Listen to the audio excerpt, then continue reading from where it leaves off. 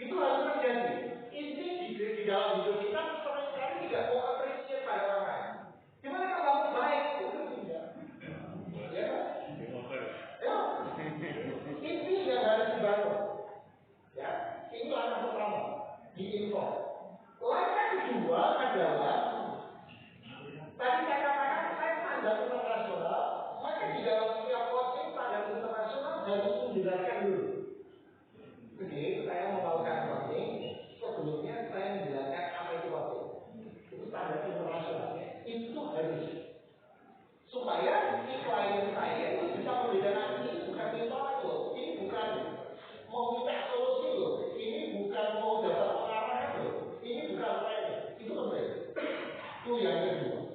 Itu yang ketiga, maka saya mengatakan, oke, percakapan ini rahasia. Kalau saya ngomong percakapan rahasia, si klien rasain, karena banyak orang yang biarkan, gitu ya. Jadi saya membangun kepercayaan. Kalau saya cerita yang lain, kalau konseling Bapak Ibu, begitu selesai pakai dia bisa cerita macam-macam. Oh, saya ketemu ini, orangnya begini. Tapi setelah pakai dia nggak bisa cerita apa. Dia belum jalan. Maka saya katakan, kalau nanti saya mau testimoni, saya ceritakan, saya harus izin. Itu standarnya. Yang keempat, saya harus tanya. Punya waktu berapa menit untuk proses ini? Yang 10 menit. Ini penting. Karena standar internasional Indonesia yang pertama itu berkaitan dengan argu. Semakin lama, semakin mahal. Itu argu. Namun di sisi lain, perlu tanya waktu supaya saya tidak beralih pada diskusi, supaya saya tidak beralih pada bukti. Oke, dia punya 10 menit. Jadi tadi tujuan terus yang akan membawa dari satu ke tempat lain. Oke, ini punya 10 menit, saya harus membawa dia pada satu tujuan. Jadi otakku sudah berpikir, oke, saya harus strategi untuk bertanya dan saya harus menggunakan kekuatan saya untuk mendengarkan dia dan seterusnya. Itu yang terpenting. Oke, clue-nya itu. Nah, boleh dicatat ya, ada 4 hal penting di info. Kemudian, ini saya tadi ada poin yang penting. Hindari pertanyaan masalahmu apa. Maka saya tanya, masalahmu apa? Belum apa? Ini kan? Dia cerita, bla-bla-bla. Itu harus ditanya. Kalau beliau mengatakan, Pak, goal saya adalah mau studi S2 dan saya mau sekaligus beli rumah. Berarti ada 2 goal. Bapak itu wajib bertanya. Oke, menarik. Dalam suatu waktu kamu punya goal. Menurut kamu bisa ceritakan? Goal mau studi lanjut itu apa sih? Cerita, bla-bla-bla. Kamu kepingin punya rumah? Apa yang kamu harapkan dari punya rumah? Bla-bla-bla. Baru orang tanya, dari 2 goal itu, mana yang menjadi prioritas Anda? Dia sudah mengulangi. Oh, prioritas saya ingin studi lanjut. Oke. Apa yang membuatmu ingin studi lanjut itu lebih penting daripada beli rumah? Ayo jawab. Maka pertanyaan yang kedua yang harus Bapak Ibu tidak boleh tinggalkan adalah apa yang menyebabkan studi lanjut itu penting buat kamu, atau apa yang menyebabkan studi lanjut itu harus kamu raih. Sepanjang pertanyaan itu tidak ada, biasanya coaching tidak ada komitmen. Kenapa? Misalnya, Bapak dapat telepon dari rumah, amit-amit, dikatakan anak Bapak, keluarga Bapak sekarang di ICU, Bapak pulang kan? Kalau direktur mengatakan, Bapak direktur mengatakan, kalau kamu keluar, saya akan kasih sanksi. Kalau pulang, anak Bapak kritik, pulang. Apa yang membuat Bapak ambil konsekuensi risiko yang bisa harus pulang? Kenapa?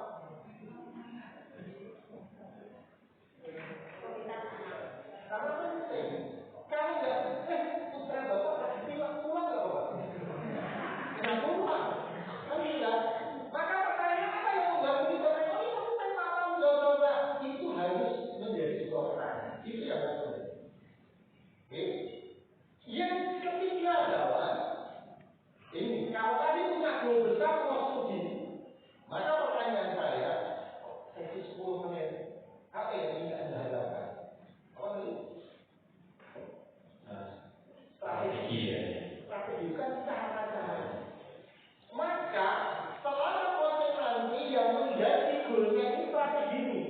bukan untuk dilanjutkan. Harus mulai dibedakan. Strategi. Maka saya bertanya apa yang sudah Anda lakukan? Apa ini? Ini strateginya. Dan nanti saya ukur lagi. Saya ukur, oke, kalau kamu sudah punya tahapan ini, berapa persen saya ukur kan? Sampai dia 100% berarti dia sudah berkurang sendiri. Ya kan? Itu cara pengukuran. Jadi di poin desain itu ada tiga. Goalmu apa yang menjadi penting buat kamu, dan sesi ini apa yang kamu mau tes. Cukup tiga itu kuncinya. Tapi kalau Bapak Ibu mau kembangkan nggak masalah. Itu kuncinya. Yang tidak boleh ditinggalkan. Yang mulai ekspor, nanti saya tanya, pelan-pelan untuk karena tidak setiap orang cepat bisa mikirnya dan maka pelan-pelan. Maka saya tanya, apa yang sudah Anda lakukan hari ini? Ini cerita. Begitu dia cerita, udah dulu ini bagus. Saya tanya, apa yang Anda lakukan yang berbeda? Berpikir. Dia sudah proses memikir. Yang berikutnya saya tanya kembali, ide apa lagi, sumber daya apa lagi, itu banyak. Nanti di buku slide berbagai saya banyak. Itu yang terpenting diekspor. Cek dulu kesadarannya. Kemudian naik pertanyaannya sampai banyak dulu. Maka ini ekspor ini nggak ada batasannya, tergantung apa yang menjadi jawaban dulu. Oke. Kemudian action, cara berpindah ke action sederhana. Apa mau dilakukan? Apa jawaban tadi? 2 minggu ada 1 bulan tersebut. Ini apa? Nanti Bapak Ibu bisa bertanya, apa yang menyebabkan Anda tidak mengambil waktu 1 bulan? Nanti Bapak Ibu ketemu anak buah,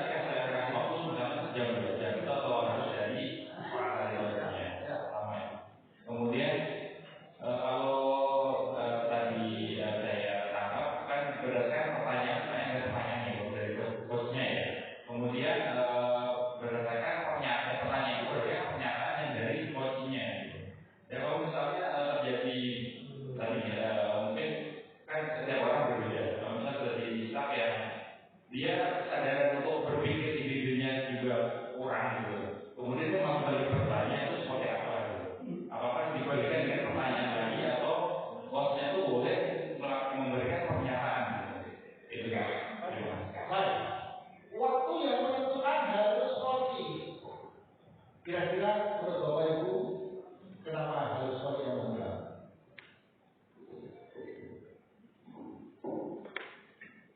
Kenapa Bapak Ibu?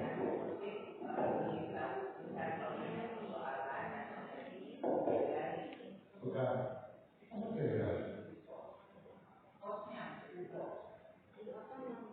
Apa ya? Harus yang menentukan waktu harus kopi bukan coachnya.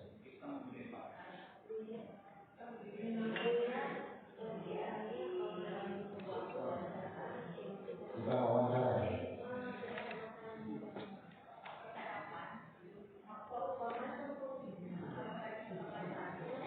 Nah ya, itu pasti coach yang harus menentukan waktu.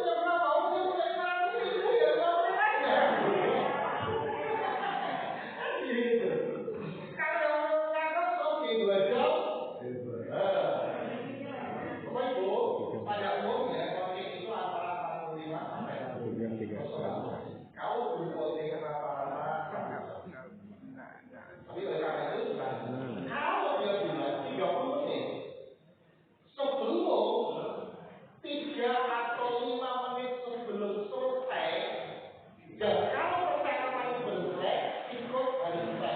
Oke, kita sekarang masih pada tahap seperti ini. Kita lanjutkan sampai 5 menit. Atau Anda menginginkan untuk berpanjang atau ada yang lain. Terus apa panjang? Kalau ini bayar, kalau tidak bayar itu karena argumennya jalan. Kenapa yang harus menentukan? Jadi itu loh. Ketika bertanya, dia tanya, saya tahu, saya justru minta menurut Anda, misalnya, saya tanya, apa yang menjadi alternatif idemu supaya Anda bisa capai itu? Ya, saya itu punya alternatif A, B, C. Menurutku, mana yang harus kamu pilih untuk bisa sampai kepada goal Anda? Justru saya bingung, coach. Menurut coach A, atau B, atau C? Juga, hati-hati. Itu pasti terjadi. Itu pasti terjadi Bapak Ibu pengawal.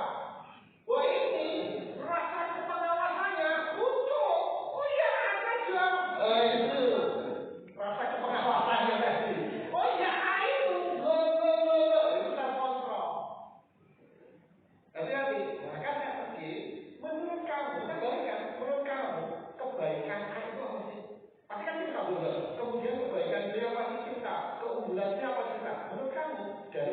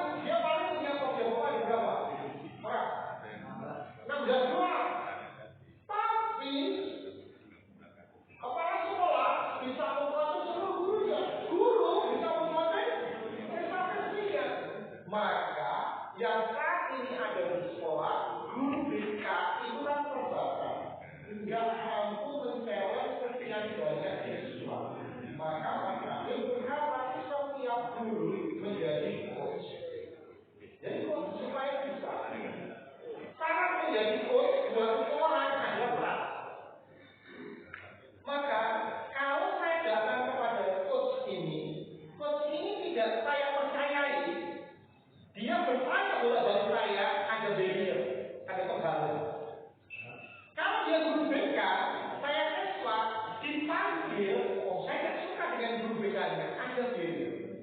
Kalau seluruh guru ini adalah coach, saya percaya kepada guru matematika ini, maka saya akan mencari guru matematika sebagai coach, saya akan coaching dia.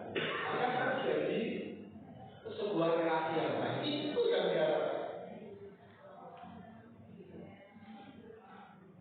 Oke, Bapak Ibu mau latihan, saya enggak. Biasanya saya akan jadi latihan dari sama-sama ini, kemudian latihan ketiga. Ayo, saya nggak mungkin. Nanti saya akan mengajarkan sederhana saja, mulai yang disebut info.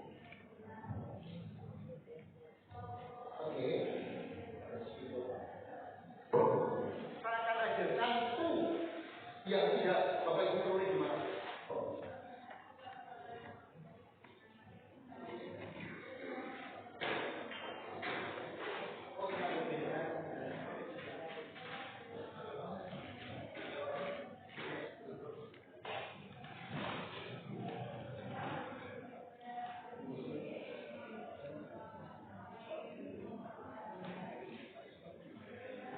Bapak Ibu, saya akan kasihkan tool yang Bapak Ibu bisa pakai. Ini nggak akan pernah Bapak Ibu dapat di mana. Karena ketika saya menjadi seorang konselor terminalisme dan saya belajar di luar.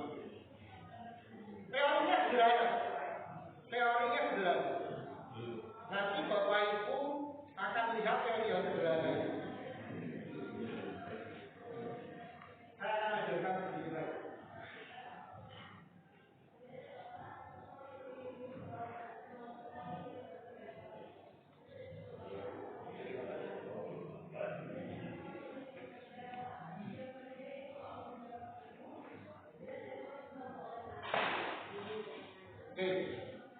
Ini wajah manusia.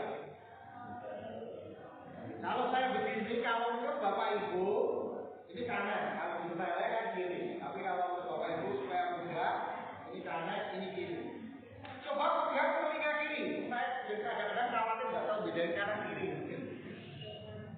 Clear? Tahu kanan kirinya? Tahu Pak? Tahu? Telinga kiri apa? Telinga kiri. Oke. Ya, yang kiri ya. Jadi teorinya sederhana. Mata dan telinga kiri itu adalah mata dan telinga kejujuran. Oke, ini teorinya. Mata dan telinga kiri adalah mata kejujuran. Telinga kanan dan mata kanan adalah mata dan telinga analisis. Sama. Mata dan telinga kiri adalah mata dan telinga kejujuran. Mata dan telinga kanan adalah teorinya apa kan? Sekarang saya mau praktekkan dan Bapak Ibu hubungkan praktek saya ini dengan teori. Saya ulang. Telinga kiri, mata kiri kejujuran. Telinga kanan, mata kanan. Ini teorinya. Udah dipahami? Ingat? Oke. Saya akan praktekkan, Bapak Ibu coba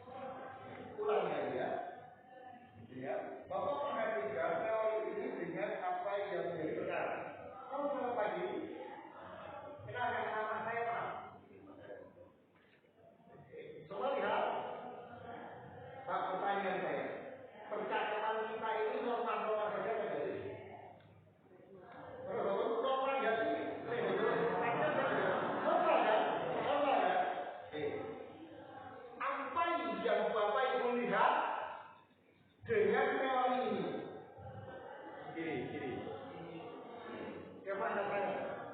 Menggunakan telinga dan mata kiri.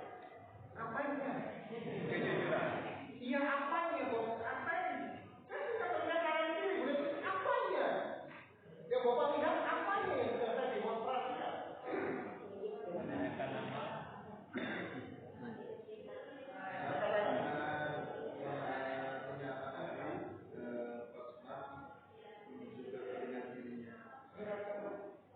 Terus? Iya, terus? Apa gunanya? Untuk agar Koci bisa jujur. Memperkenalkan diri. Akhir Koci jujur. Apa hubungannya? Ya.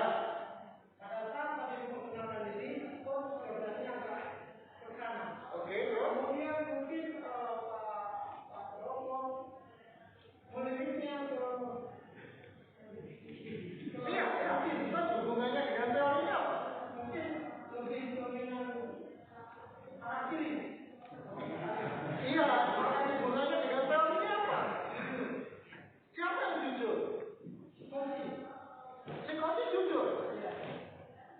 Lagi? Teorinya apa?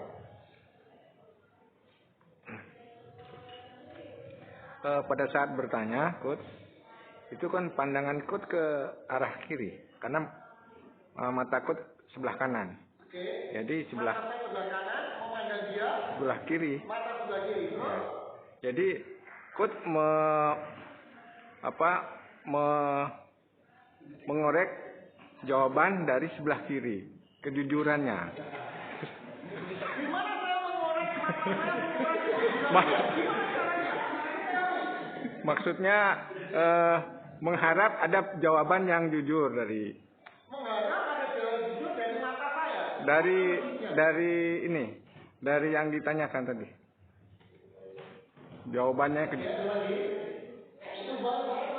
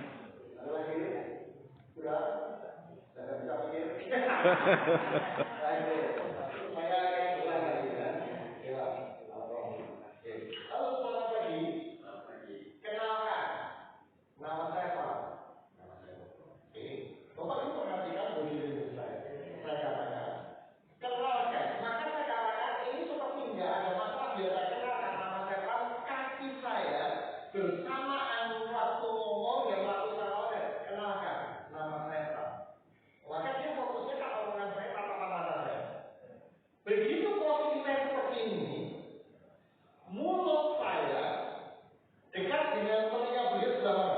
Sebelah kiri. Telinga kiri fungsinya apa? Mendengar. Jadi setiap apa yang nanti saya omongkan akan diterima yang bersangkutan atau ngomong ini bahwa Pak Pram ngomong apapun dianggap jujur. Iya. Yang kedua, mata kanan saya dekat dengan mata Pak Muhammad sebelah mana? Mata kiri Pak Muhammad apa? Mata kanan saya apa? Maka saya akan cepat bisa menganalisis mata kiri Pak Muhammad. Karena mata kiri itu juga. Jadi Bapak Ibu, kalau satu ketika kakinya terinjak sakit sekali atau kena paku, Bapak Ibu sampai nangis, air mata yang keluar itu di mata sebelah kiri. Sensitivitasnya tinggi banget. Sehingga bila saya melihat Pak Moko ini lagi senang, lagi sedih, lagi apa bisa dilihat dari mata kirinya. Sedangkan mata kanan saya Itu maksud saya Coach tadi.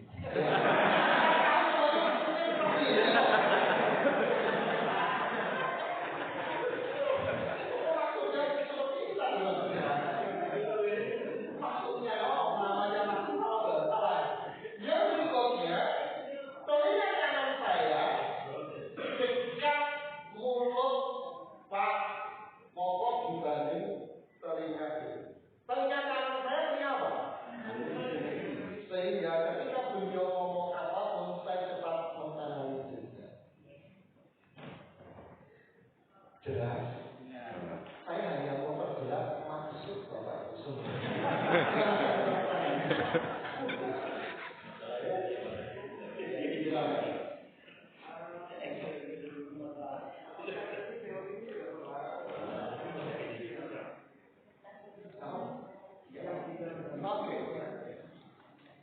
Kalau pertanyaannya dijawab sudah. Karena saya dulu yang sulit itu harusnya juga.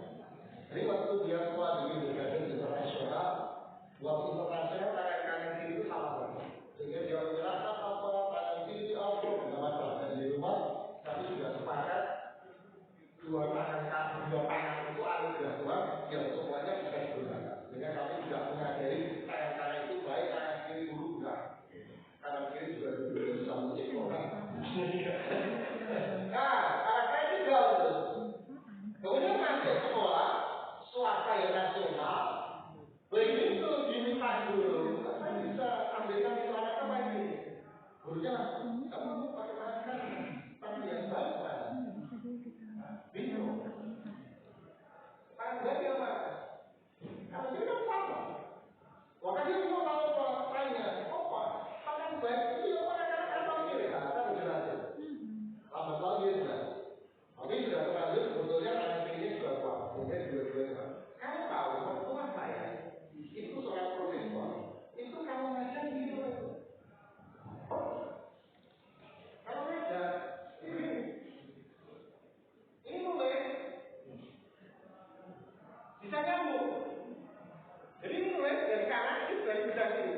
Kalau ini atasnya nanti, ini nulis. Bisa nyambung. Dia ada di negara kamunya pakai dua tangan. Oke, dari itu. Jadi ketika anak saya melakukan itu, pertanyaannya gimana kan? Pasti begitu. Oke, caranya gimana? Saya bisa dengan doa. Oke, caranya begini. Lihat tangan saya. Saya tangan saya. Kalau saya akan memberikan buah apel sama buah mangga, Anda lebih suka buah apel atau buah mangga? Kalau saya akan memberikan Anda warna merah atau warna biru, warna merah atau warna biru, warna merah atau warna biru, mana Anda yang suka? Warna merah atau warna biru? Kalau saya akan memberikan sebuah makanan yang asin sama yang manis, mana yang Anda suka, asin atau manis? Normal. Bukan hijau. Jalan. Gimana cara lihat? Dari matanya. Nah, gitu. Jangan kebanting. Ya, saya tahu, begitu tahu, ada tidak, maka saya akan mencoba lagi. Anda sebetulnya punya kekuatan yang kanan atau yang kiri. Itu aja, itu lebih coba. Karena yang kerja semua.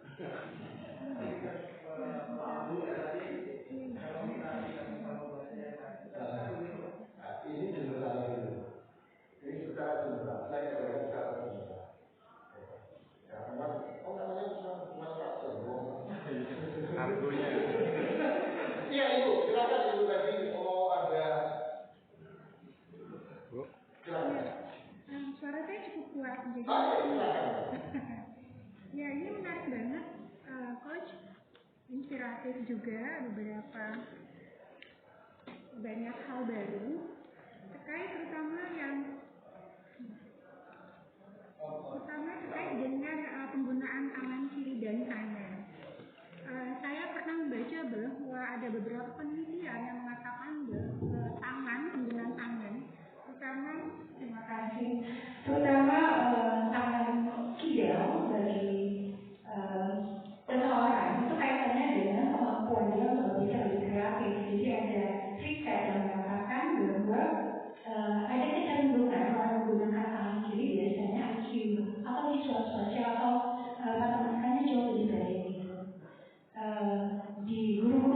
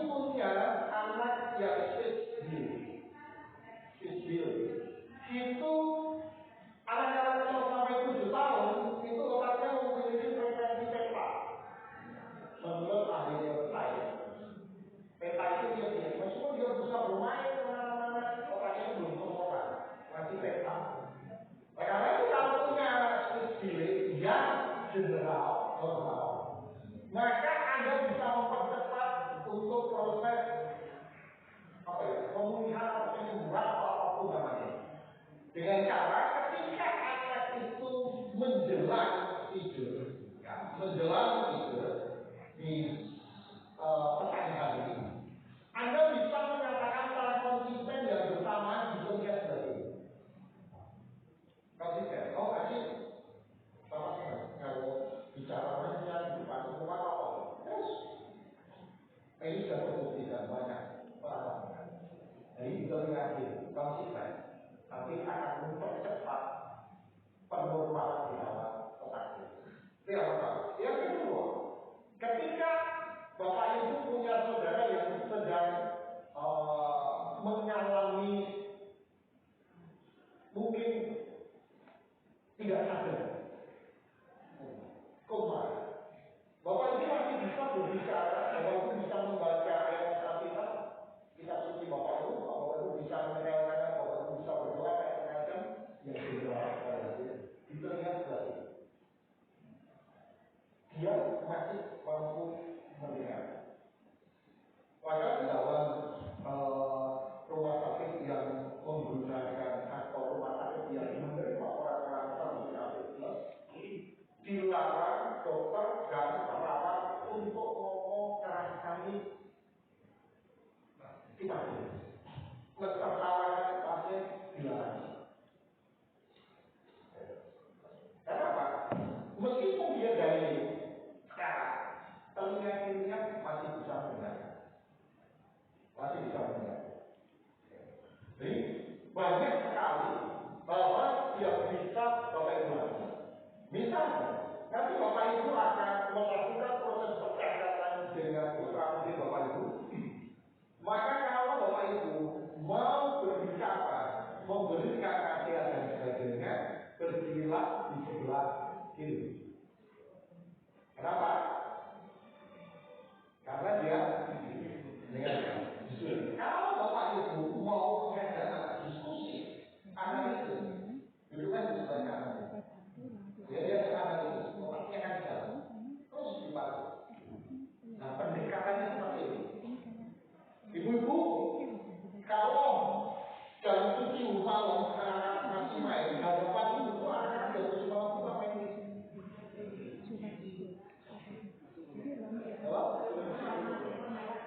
Ya, biasanya jam 7, jam 8 itu biasanya harusnya apa ini? Belajar ya? Belajar. Anak-anak masih main. Belajar ya? Bapak Ibu duduk di sampingnya, satu lagi. Main apa? Oh, kadang-kadang main. Ya, itu jam 7 belajar ya kan?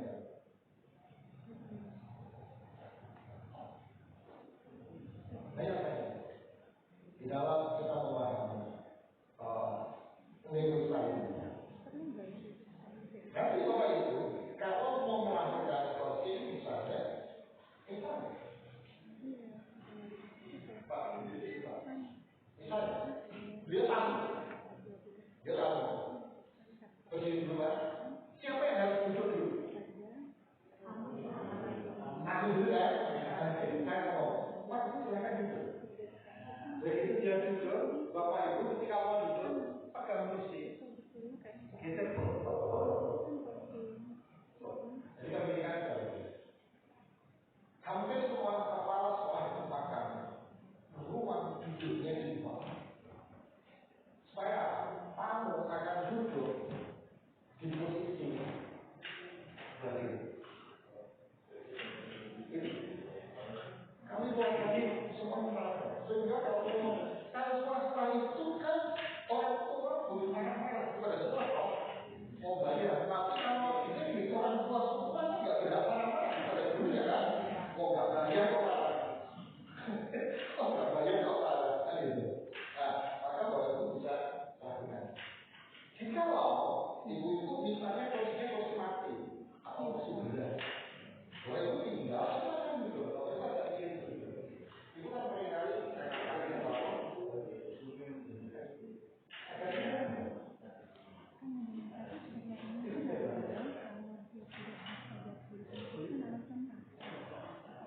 Jadi banyak-banyak yang banyak yang bisa Bapak lakukan dengan kondisi seperti itu. Ada pertanyaan? Kalau nggak terbukti saya nggak akan. Kalau nggak terbukti anak saya nggak akan jadi dari saintis. Suatu ketika saya dipanggil di Mabes Polri. Ini adalah sebuah buku Pak.